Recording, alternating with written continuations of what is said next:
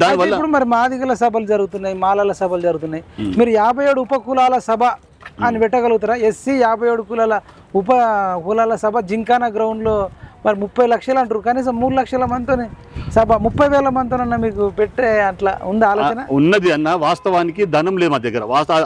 కావాలంటే సుమారు 20, 30, 50 లక్షల రూపాయలు కావాలి. 50 లక్షలు కాదు మా దగ్గర, ఒక 10,000.